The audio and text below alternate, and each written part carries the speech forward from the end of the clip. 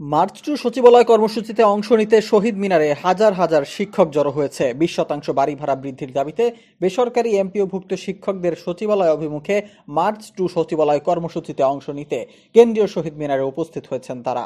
দেখা গেছে শহীদ মিনারে হাজার হাজার শিক্ষকের সমাগম হয়েছে। কিছুক্ষণের মধ্যেই জাতীয়করণ প্রত্যাশী জোটের যুগ্ম সদস্য সচিব শিক্ষক আবুল বাশার গণমাধ্যমকে বলেন, আমাদের দাবি বাস্তবায়ন করতে কিছুক্ষণের মধ্যে সচিবালয়ের মুখে যাত্রা শুরু করব।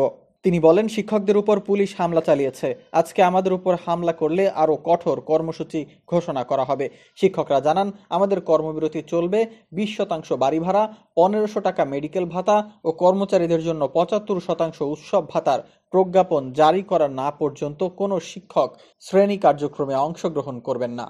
এর আগেও মূল বেতনের 20% হারে বাড়ি ভাড়া ভাতা বৃদ্ধির দাবিতে ও পুলিশের বল প্রয়োগের প্রতিবাদে সোমবার সকাল থেকে সারা দেশের সব বেসরকারি এমপিও শিক্ষা প্রতিষ্ঠানে পাঠদান বন্ধ করা হয়। ফলে দেশের বিভিন্ন স্থানে স্কুল কলেজে ক্লাস কার্যক্রম স্থবির হয়ে পড়ে। আন্দোলনরত শিক্ষকরা জানান, সরকারের প্রস্তাবিত বাড়ি ভাড়া ও চিকিৎসা ভাতার বৃদ্ধির হার অপর্যাপ্ত এবং অবাস্তব।